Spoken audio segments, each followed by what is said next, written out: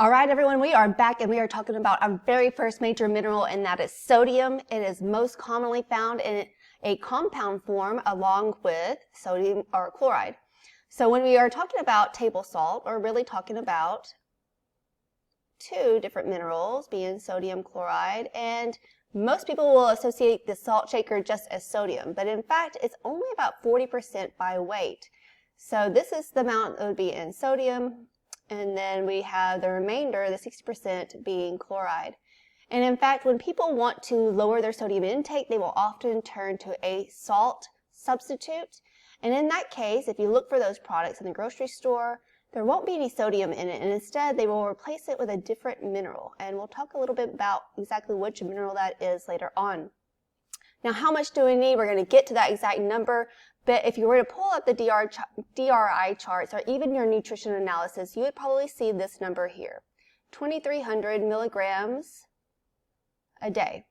But that, in fact, is the TUL, which means it's the maximum amount that nobody should exceed, because more likely, if you go over this consistently, you're going to have more incidents or associations with some type of chronic disease like high blood pressure.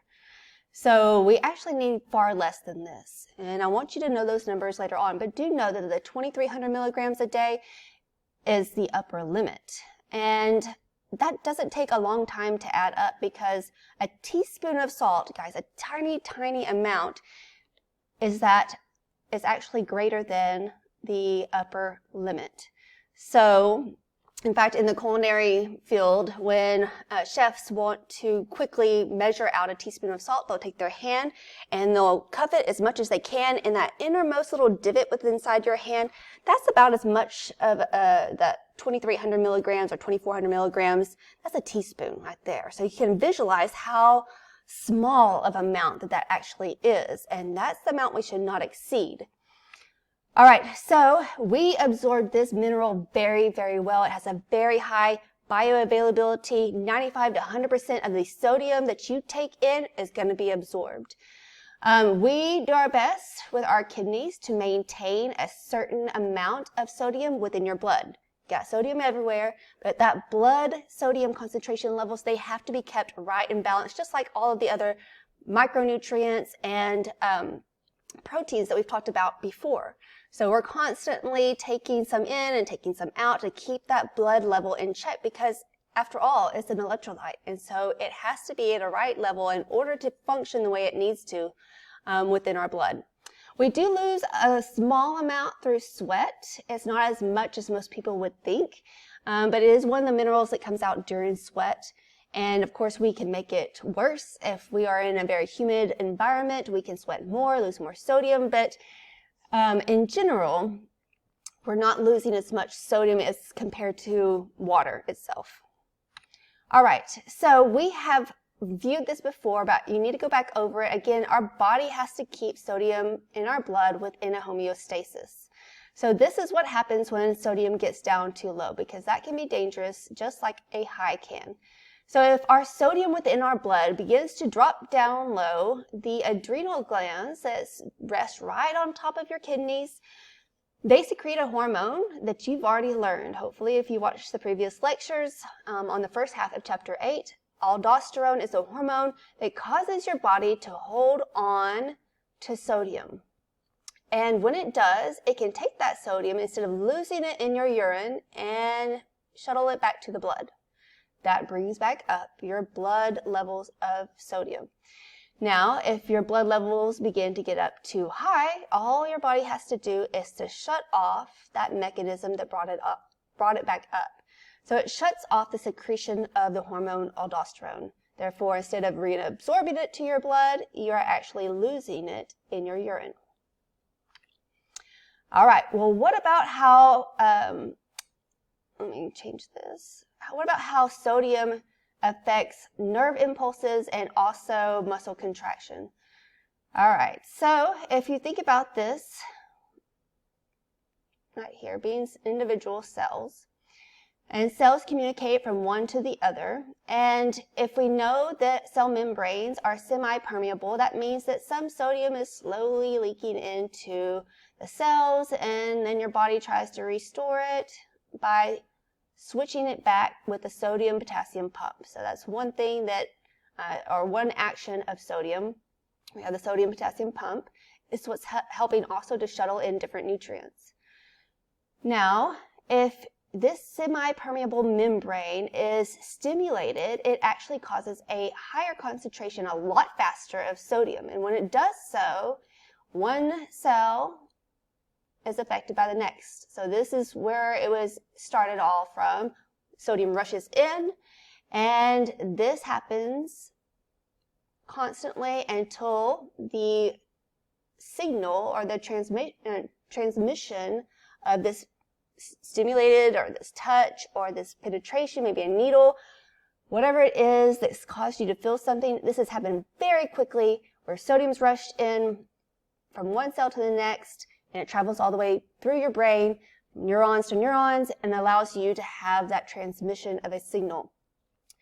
And then slowly, at the same time, potassium is going to go out of the cell to try to equalize the charge, because your body doesn't like an imbalance of those charges. They have the same charge, potassium goes back in. So then, after everything is done, you felt what you felt, now your body's going to utilize the sodium-potassium pump to make things right. It's going to have 3 of those sodium ions are going to go in or go out of the cell. It's taking in that potassium to replace it, and it's switching back and forth again very slowly. But of course, this is happening a lot faster than what I could ever draw. But that's how quickly that these electrons, these minerals, are going from one side of the cell to the next, or outside of the cell to the inside, and vice versa.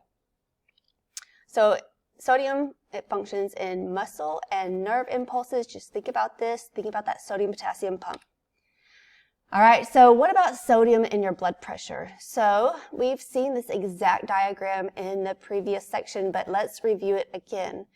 So remember, in your brain, we have the hypothalamus, and in the hypothalamus, you have the pituitary gland. That pituitary gland is responsible for secreting the antidiuretic hormone anytime your brain has received a signal that you have way too much. Oh, my salt shaker gets worse and worse every time. And when you have too much of a concentration of salt, your body says, we got to do something about this. And the same thing with your blood pressure. So now the antidiuretic hormone travels to the kidneys, and it causes your kidneys to reabsorb sodium, therefore reabsorbing water.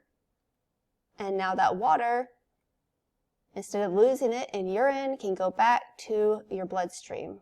And when we have more water going into your blood volume goes up, and that restores your blood pressure. So this is one of the ways that your body can help to bring back up your blood pressure if it is dropping down too low.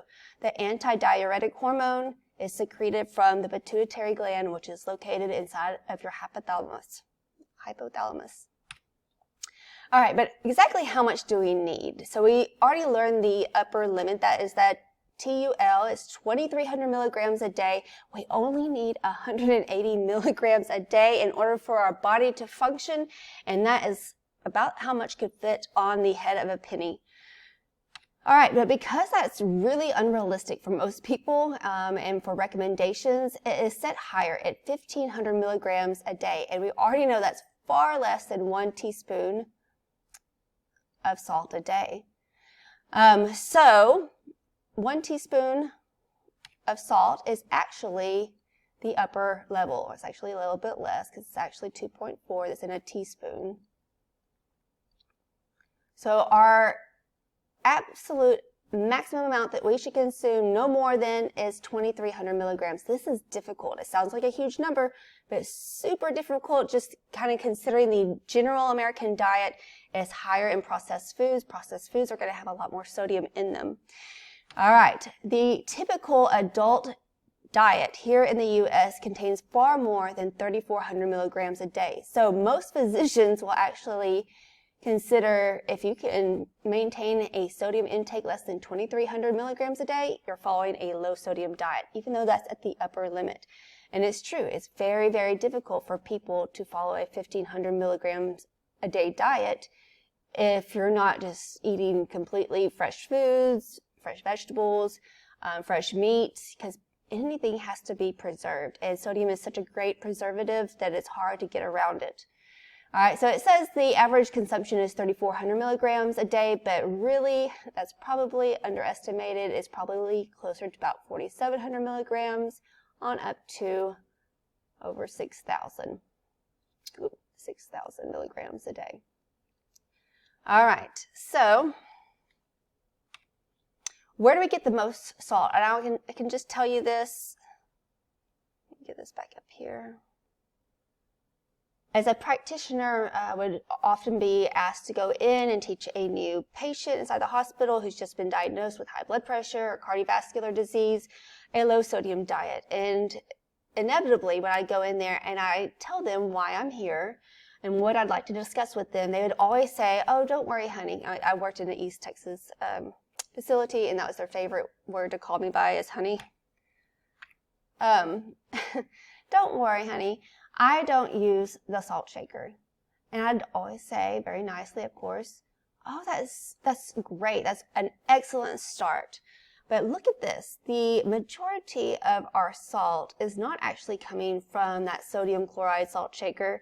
It's actually coming from processed foods." That's because, as I mentioned before, it's such a great preservative. It's just that if someone eats a lot of processed foods, which happens especially in older years when maybe a spouse who usually cooked passes away and they kind of have to live on a very limited budget, they turn to a lot of very convenient foods, fast foods, eating out, and then also things like bologna, canned soups. And so it's really the processed foods that begin to add up. After that, we also have some that's naturally occurring. So even if you're eating whole foods, remember, sodium is a mineral. It's in the soil. So if you look at fresh carrots, it's going to have some sodium in there. And then last but not least, it's home cooking. So this definitely could vary. If you have a mom or a parent, grandparent that loves to cook and they love the salt shaker, you could have a lot higher percentage coming from your home cooking or even the salt shaker itself. All right, I want to go ahead and stop there. We're going to talk a little bit more about hypertension when I return. We're going to talk about the mechanisms, those that are at risk, and then a particular diet that significantly can reduce your risk of hypertension.